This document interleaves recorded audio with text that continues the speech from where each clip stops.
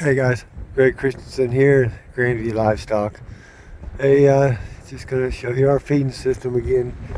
Kind of same as last year. We got a couple more of these feeders. We have more animals on them. There's probably around 800 head out here, and we got two more, so we got 5 feeders now. We had about three. We had 3 feeders last year. We probably had 600 on it at least at one time, and that was too many. And I had a friend that had these feeders, and he let them get empty one time, and a bunch of them crowded around to eat, and they all, some of them got trampled and died. So you want to have plenty of feeders for the smaller ones too to get around, and this may not even be enough for what we have, but it's what we got right now. These are the 2500 Advantage feeders. I don't think they hold 2,500 pounds, but they hold quite a little bit. Now, you see every day we come out here, you see that little trough there. Well, they'll stick their tongue up underneath that, up under there, and feed will fall out and they can eat it. But when they do, this little trough can get kind of gummed up from their saliva. So we come out, they give you this special tool with the feeders to kind of clean that out. We probably wouldn't have to do it every day, but we do. We just come down here and check, make sure they're all working good, and look at the animals. But these are, the new ones I bought were a little bit higher than the ones I got a couple years ago. I don't think they were that much higher. I think, I don't know, I think they were $2,850. I get them from Doug. I can't think of Doug's last name, but down at Carthage, Missouri. You can find it on their website, Advantage Feeders. www.advantagefeeders.com. I'm not I don't get anything for advertising for them, but Doug's treated us well, and they are really well built feeder, and they're galvanized or something. I mean, they stand up well. The ones we just had them a few years, but I don't know. It's the best deal we found so far. I'm not saying it's that, you know, it's not maybe the best deal I hope to ever find, but so far it's what we've been using and getting along with pretty well.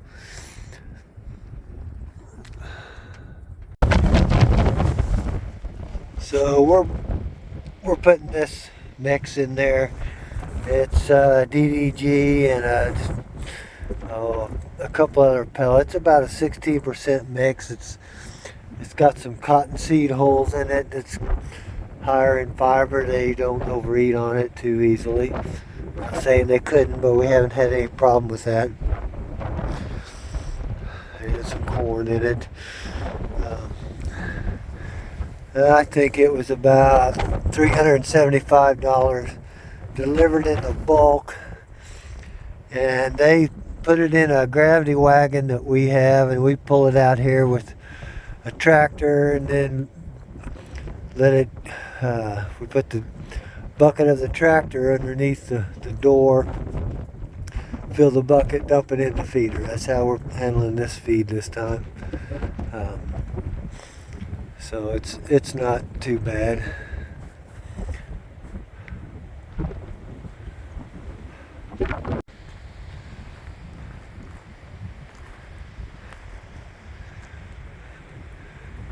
I feel like these sheep and goats are doing a lot better on it than this time last year. If you remember, we were just feeding some corn, their protein pellet, and they weren't doing very well. They just weren't eating it very good. And it was 2-year-old corn. It's kind of musty. We held it over from the year before, and that might have been part of the reason. But they like this feed. They like it a lot. It's got some molasses in it. Smells good. tastes good. Now, the way these feeders work, well, I couldn't get you. But they can stick their tongue under that little door where that trough is. There's another door that goes up and down here, under here. And they can stick their tongue under there, but they have to have saliva, see, to do that. So the way these feeders work, they can eat until they run out of saliva, and then they leave and they go eat some grass, eat some hay, lay down, ruminate, and then they'll come back and eat some more. But they have to have saliva on their tongue to get underneath that door and to lick that out. And theoretically it's supposed to kind of limit their intake, but also even off their intake over the day, see? So they're not just eating a whole bunch at once like you go out and feed them in the morning or something. They're eating a little bit all day long. So I've never really tracked a single animal to see if that's really how they do it, but that's what they tell us when we bought these feeders, and so I can kind of see where it does work that way.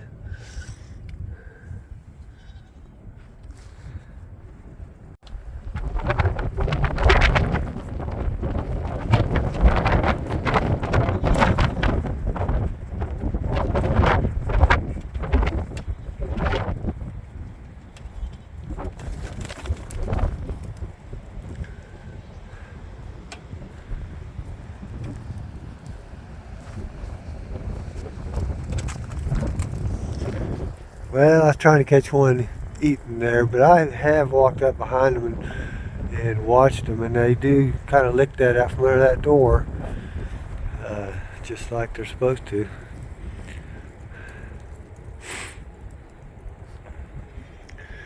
But they can also run back here on this pasture. There's about 70 acres of pasture through that gate, and that's a place we lease. Where the feeders are, it's a place we own. We didn't want to put the feeders over on leased ground, and they'll go out there. There's quite a bit of some fescue and stuff out there for now, and it saved us quite a bit on hay. I mean, hay's, I don't know, $120 a bale around here now if you can find it, but we're trying to save them on feeding them as much hay as we can. But it won't be long. We'll have to probably lock them up in here and just start feeding them hay.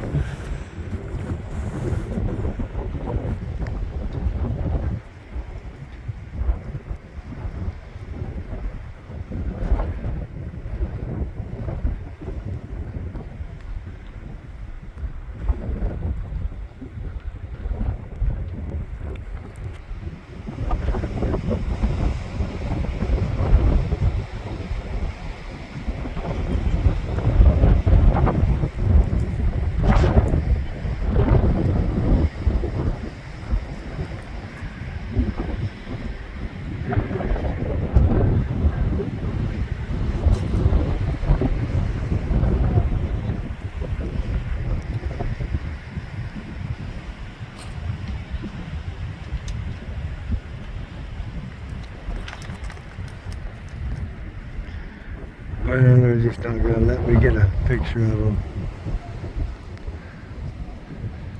Maybe that one's going to go back in and eat.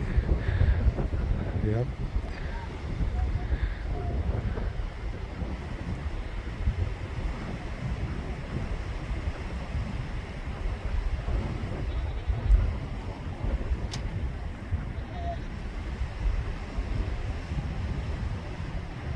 Yeah, she wants to. There you can kind of see how they do.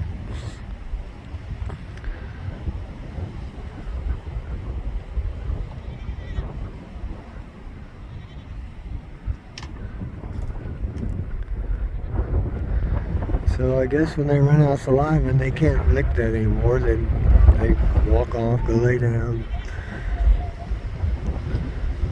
Go get a drink of water. You don't want these too close to your water source, and they don't work real well in a feedlot type situation either. We've tried that. They overeat it on the feed we had. Now, if you had a different style of feed in there with more fiber, you could probably get by.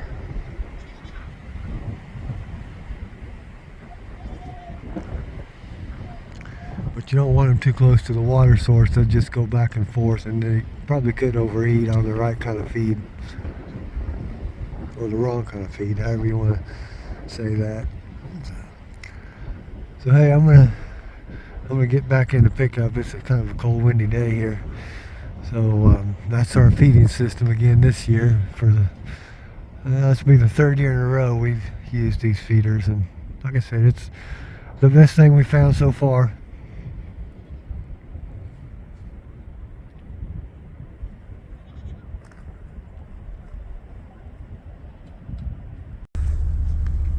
So this is the whole group. I drove through that gate now. Well, it's not the whole group. There's quite a few more out on their side of that creek they come back and forth to those feeders. And in this bunch we've got Dolings, and we've got weathered kids. We've got weathered rams or weathered lambs and ewe lambs, and we're feeding them all together now. We just turned some of the bucks in for these ewe lambs. I think it was the day before yesterday or a couple of days ago. So we just let them breed out here. They're on this feed, and the rams will be out here with them, and the rams have been getting some of this feed all along here the last couple of weeks or so too, so they're used to it, and they'll go right up there and eat out of the feeders, and they'll be fine.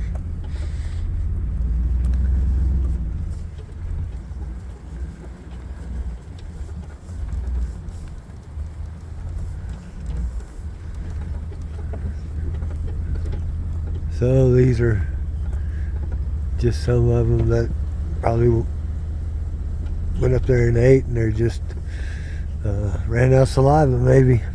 They're down here just resting, and there's some water in that creek they water out of.